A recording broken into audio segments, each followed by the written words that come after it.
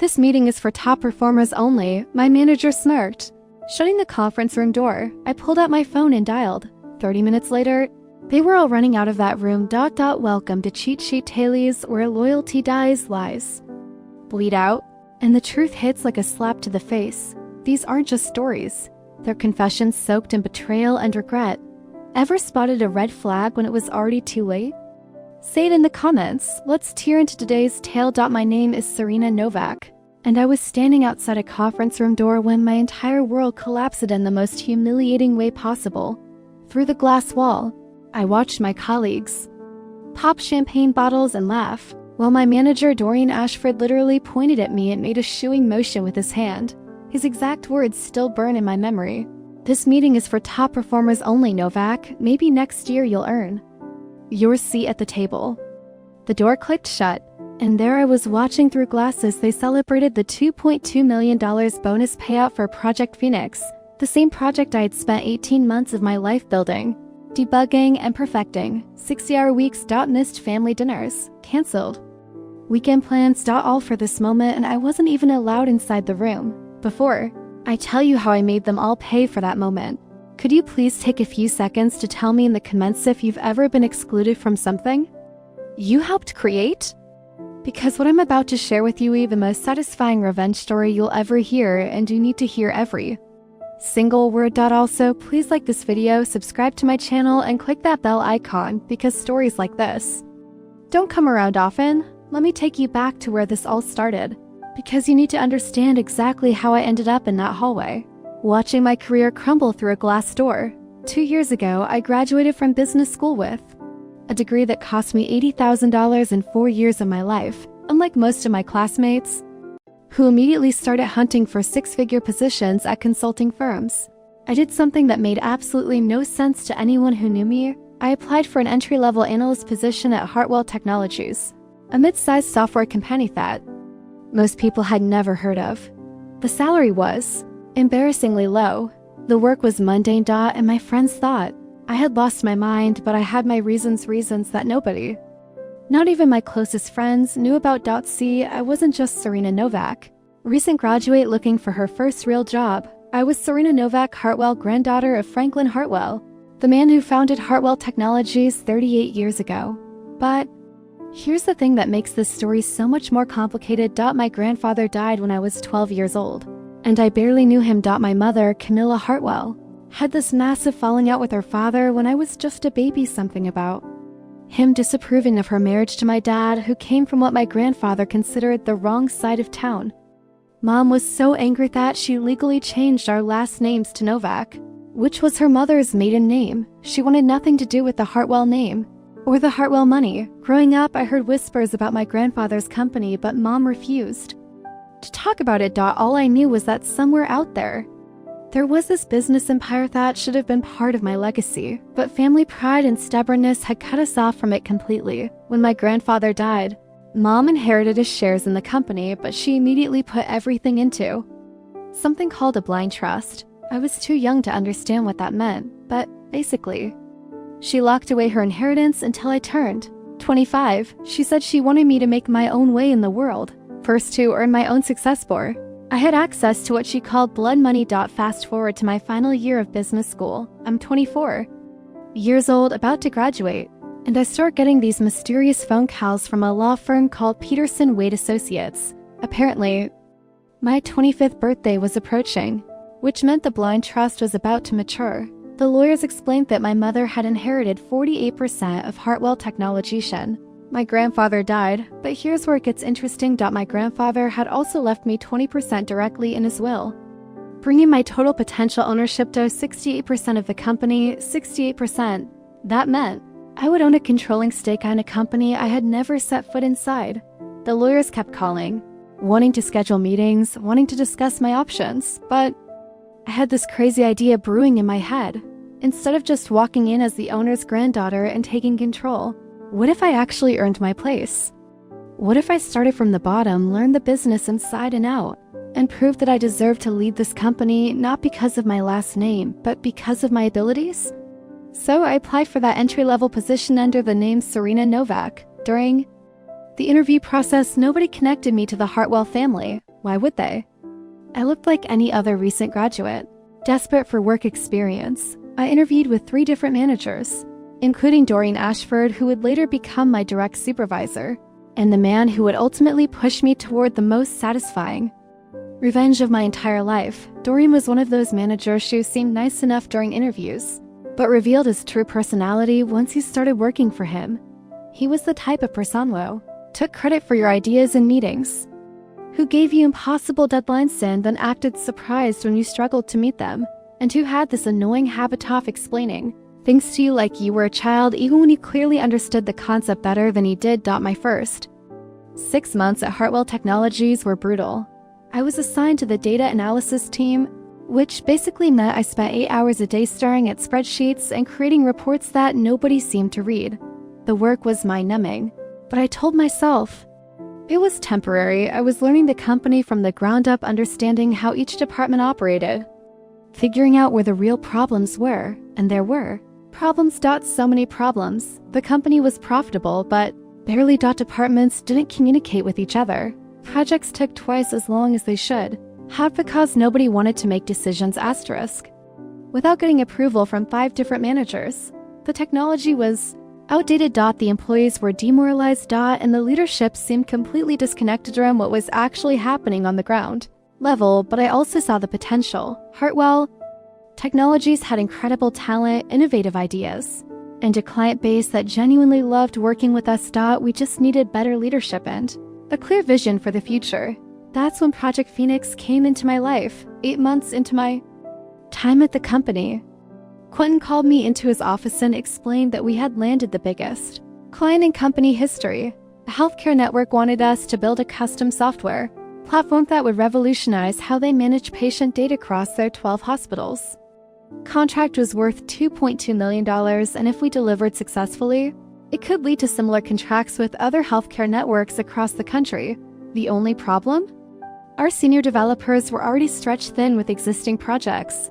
Quentin needed someone to take on a bigger role, someone who could coordinate between departments and make sure everything stayed on track. He offered me the position, but with a catch. I would be doing senior-level work for my entry-level salary, negotiated. I should have demanded a promotion, a raise, or at least some kind of official recognition, but I was thinking about the bigger picture. This was my chance to prove that I could handle major responsibility, but I could be a leader in this company. So I said yes. For the next 18 months, Project Phoenix became my entire life. I coordinated between the development team, the design team, the quality assurance team, and the client relations team. I created project timelines, managed budgets, troubleshot problems, and basically became the person everyone came to when something went wrong, and things went wrong constantly. Original timeline was completely unrealistic. The client kept changing requirements. Our senior developer quit halfway through the project, leaving us scrambling to find a replacement. There were weeks when I was working 70 hours, sleeping in the office, living on coffee and vending machine snacks, but we were making progress. Slowly, painfully, but we were building something incredible. The software platform was going to be revolutionary, exactly what the healthcare industry needed. The client was thrilled with our progress, and word was starting to spread that Hartwell Technologies was capable of handling major contracts. Throughout this entire process, Quentin was taking credit for everything. In client meetings, he would present my work as his own ideas. In company meetings, he would talk about his project and his timeline. I kept telling myself that this was normal, that entry-level employees don't get recognition for major projects, that my time would come. My 25th birthday happened right in the middle of Project Phoenix chaos. I was so buried in work that I almost forgot about the blind trust completely. The lawyers called me 3 times that week, wanting to schedule a meeting to discuss my inheritance. I kept putting them off, telling them I was too busy with work, which was true, but also I wasn't ready to make that decision yet. The project was so close to completion, just a few more months, and we would have delivered something that would transform the company. I wanted to see it through as Serena Novak, the hardworking analyst who had earned her place on the team. Then maybe I would reveal who I really was, but Dorian had other plans. 2 weeks before the project was scheduled to launch, he called a team meeting. Everyone who had worked on Project Phoenix was there, the developers, The designers, the quality assurance specialists, even the administrative assistants who had helped coordinate meetings. Quentin stood at the front of the room with this huge grin on his face. "I have some incredible news," he announced. "The client is so impressed with our work that they're not only paying the full contract amount, but they're also giving us a performance bonus, an additional $300,000 that will be distributed to the team based on contribution levels." Everyone started cheering and clapping. $300,000 was more money than any of us had ever seen as a bonus, even split among the team. It would be life-changing for most of us, but then Dorian kept talking. "Now I want to be clear about how these bonuses will be distributed. This money is going to the people who really drove this project forward, the people who showed leadership and initiative, the senior team members who made the tough decisions and kept everything on track." I felt this weird sensation in my chest, like something was shifting, like I was about to fall down a very long flight of stairs. "The bonus meeting will be held tomorrow at 3 p.m. in conference room B. This meeting is for department heads and senior contributors only. We'll be discussing individual bonus amounts and planning our celebration dinner." After the meeting, I approached Dorian privately. "Will I be included in the bonus meeting?" I asked. "I mean, I've been coordinating this project for 18 months. He looked at me with this expression I can only describe as confused, like I had asked him something completely ridiculous. "Serena, you're an entry-level analyst," he said. "Yes, you've been helpful with coordination and administrative tasks, but the real work, the leadership decisions, the client management, that's been handled by the senior team. This bonus is for people who took on real responsibility." Real responsibility. 18 months of my life, and he was calling it administrative tasks. That night, I went home to my tiny apartment and stared at the ceiling until 3 o'clock in the morning. I thought about calling the lawyer's about revealing who I really was, about walking into that office and firing Quentin on the spot. But part of me still wanted to believe this was all a misunderstanding, that somehow things would work out fairly. The next day, I watched through that glass door as my colleagues celebrated without me.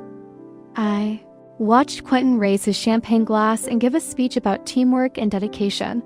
I watched the woman who had been hired as a senior developer 6 months receive a bonus for work that I had been doing since the beginning, and that's when I realized that earning respect and recognition wasn't about working hard or proving yourself. Sometimes it was about having the power to demand what you deserved. Walked back to my cubicle, pulled out my phone and dialed the number for Peterson Wade Associates. "This is Serena Novak," I said when the lawyer answered. "I'm ready to discuss my inheritance. How quickly can you prepare the ownership transfer documents?" "We can have everything ready by tomorrow morning," he replied. "But are you sure about this? Once you take control of your shares, there's no going back to anonymity." I looked toward conference room B, where my colleagues were still celebrating their bonuses for my work. I've never been more sure of anything in my life. The lawyer explained the process. As majority shareholder, I would have the authority to make executive decisions without board approval. I could restructure departments, terminate projects, hire and fire management, basically reshape the entire company according to my vision. "There is one thing you should know," he added. "Your mother included a clause in the trust. If you choose to take control of your inheritance, you're required to hold your shares for at least 5 years before selling." She wanted to make sure you were committed to the family business, not just looking for a quick payout.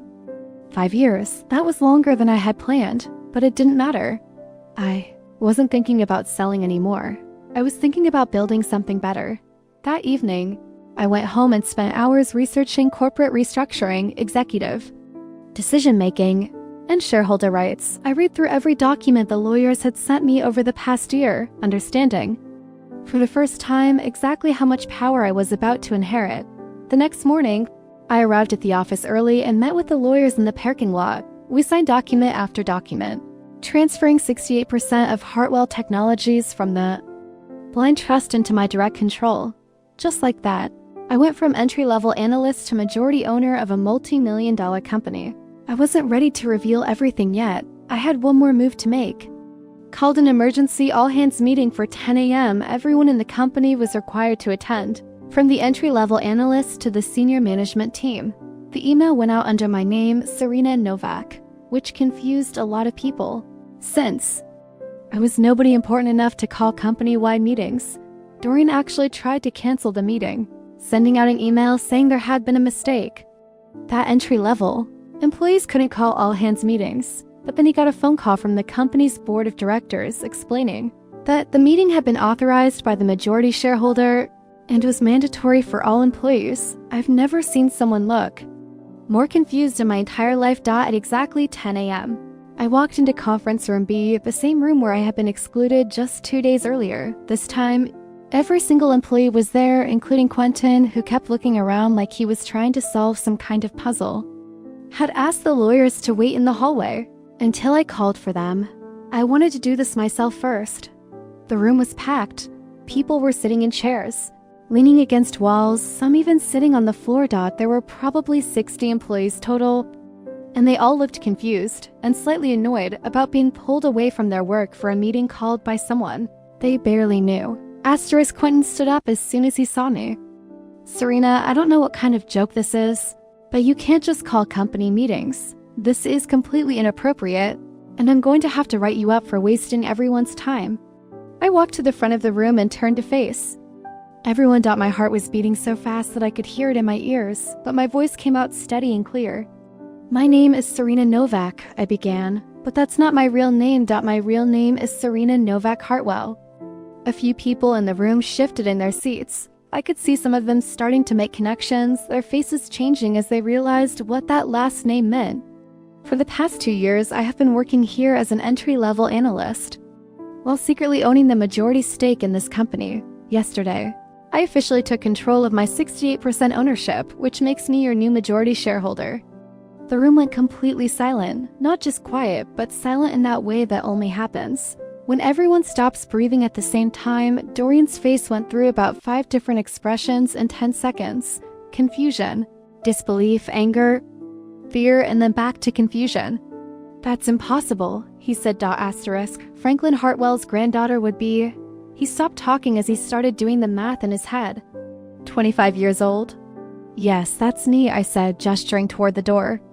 I have 3 lawyers in the hallway with all the documentation, if anyone wants to verify this, but I assure you, everything I'm telling you is completely legal and legitimate. The senior developer, a woman named Leona Flynn, who had received a $15,000 bonus 2 days earlier, raised her hand like she was in school. So you've been here for 2 years watching us work while secretly owning the company? That's correct. I wanted to understand this business from the ground up. I wanted to learn what was working, what wasn't working, and what needed to change, and over the past 2 years, I've learned quite a lot. I pulled out a folder that I had prepared the night before. For example, I learned that Project Phoenix, which we just completed, was managed almost entirely by me for 18 months, but I was excluded from the bonus meeting because I'm supposedly just an entry-level employee who did administrative tasks. Quentin's face was getting redder by the minute. Now wait just a minute, you can't just... Actually, I can as majority shareholder, I can do whatever I want. And what I want ... is to make some changes around here. I opened my folder and pulled out the first document. Effective immediately. I am terminating the Project Phoenix bonus structure that was announced 2 days ago. Several people gasped. Leona looked like someone had just told her that her house was on fire. Instead, I am redistributing those bonuses based on actual contribution to the project. The people who actually did the work will receive compensation that reflects their effort. I pulled out another document. I'm also implementing a new management structure. Anyone who believes in excluding team members from recognition will no longer have teams to manage. Quentin stood up so fast that his chair fell backward. You can't do this. I've been with this company for 8 years. I have contracts. I have employment agreements. You have at will employment just like everyone else, which means I can terminate your position at any time, for any reason, as long as it's not discriminatory and excluding people from recognition based on arbitrary decisions about who deserves credit definitely qualifies as grounds for termination. I looked around the room at all the faces staring back at me. Some people looked excited, some looked terrified, most just looked stunned. But I'm not here to fire everyone and start over. I'm here to build something better. This company has incredible potential, but we've been held back by poor leadership and a culture that rewards politics over performance. I pulled out a third document. the one I had spent most of the night preparing. So here's what's going to happen. First, everyone who worked on project Phoenix will receive bonuses that actually reflect their contributions. Serena Novak. The entry-level analyst who supposedly did administrative tasks will receive the largest bonus because she coordinated the entire project for 18 months. A few people actually started clapping, which surprised me. Second, we're implementing a new performance review system based on actual results, not on how well you manage up to your supervisor. Third, we're restructuring our project management approach so that credit goes to the people who actually do the work. Dorian was standing there with his mouth open, looking like someone who had just watched his entire world collapse. And fourth, anyone who has a problem with these changes is welcome to submit their resignation. I'll be happy to provide. Excellent reference for anyone who prefers the old way of doing things. The room stayed quiet for almost a full minute. Then slowly, people started raising their hands with questions. What happens to our current projects? Asked someone from the design team. All current projects continue as planned, but with clearer accountability and fairer recognition. What about the management structure? Asked someone else. We'll be promoting based on merit and leadership ability, not on how long you've been here, or how well you play office politics. What about salaries? Asked a voice from the back. I'll be conducting a comprehensive salary review to make sure everyone is being paid fairly for the work they actually do. Hands kept going up. People wanted to know about vacation policies, about professional development opportunities, about long-term growth plans. For the first time since I'd started working here, people seemed genuinely excited about the future of the company. But through all of this, Quentin just stood there, getting redder and redder until finally he exploded.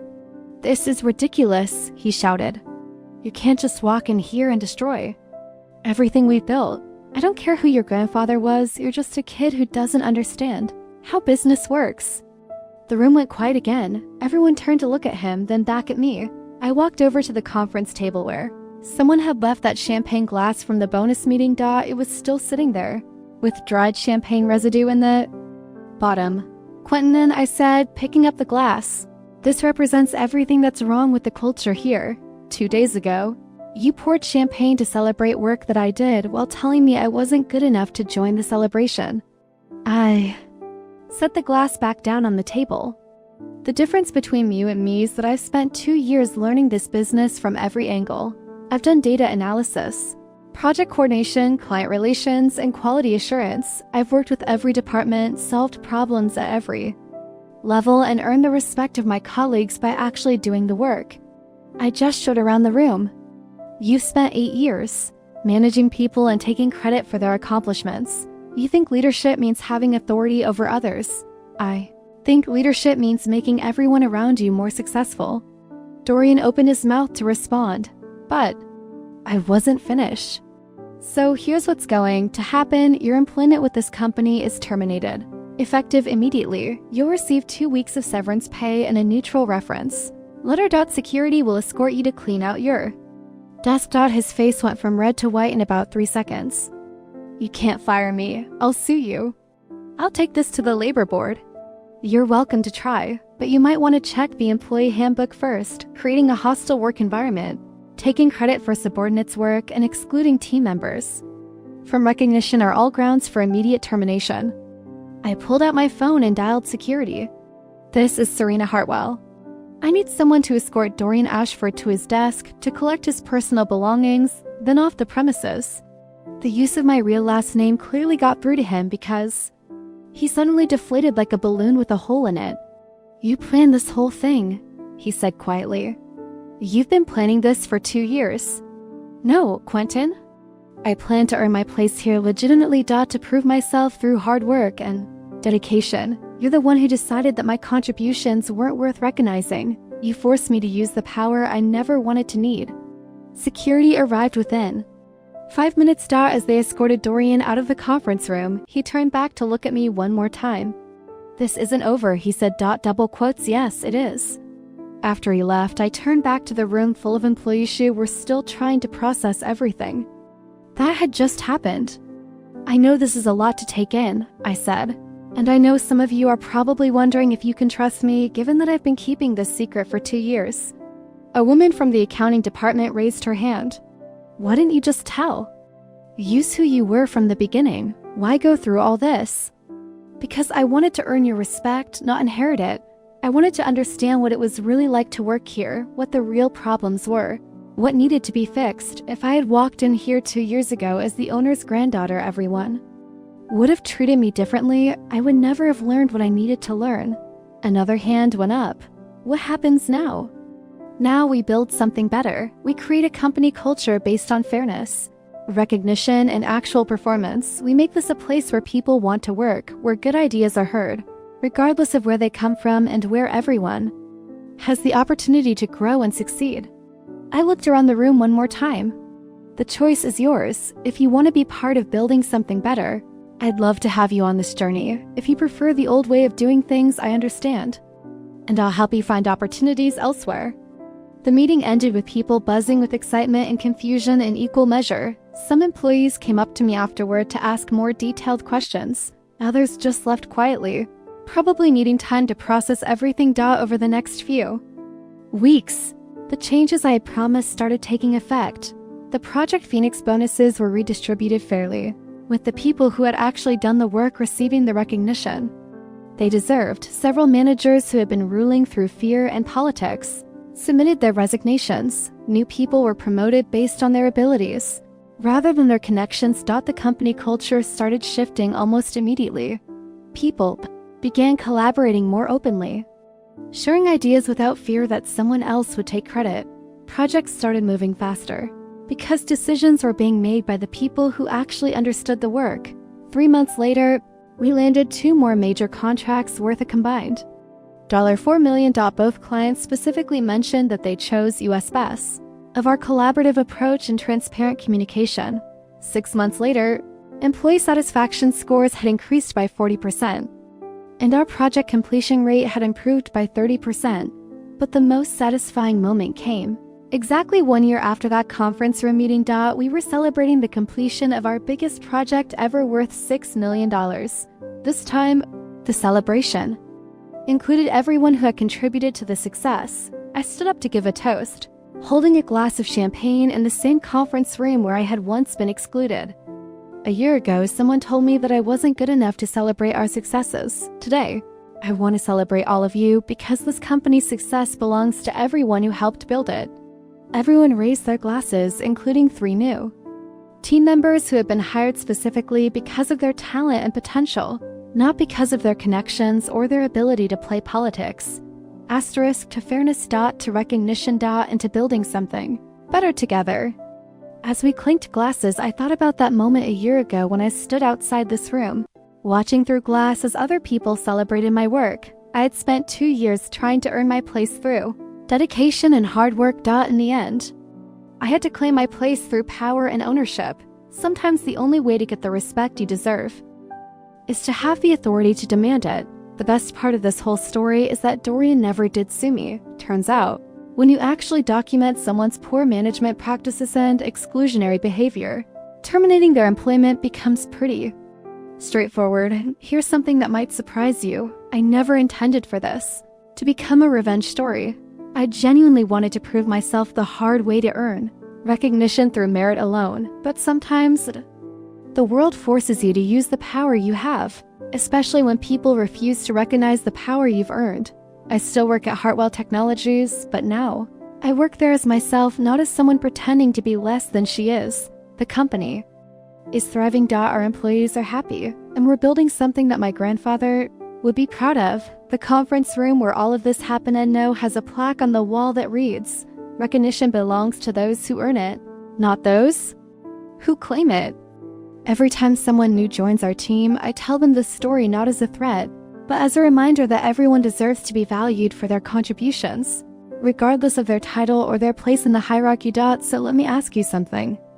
Have you ever been excluded from recognition for work you did? Have you ever watched someone else take credit for your ideas, your efforts, your sleepless nights? If so, tell me about it in the comments below, because I guarantee you're not alone. And if this story inspired you, if it reminded you that you have more power than you think you do, please hit that like button and subscribe to my channel. Share this video with someone who needs to hear that their work matters, that their contributions deserve recognition, and that sometimes you have to stop waiting for permission to claim what's rightfully yours. Remember, you don't have to own the company to demand the respect you deserve, but it certainly doesn't hurt. Thanks for listening to my story. I'll see you in the next video.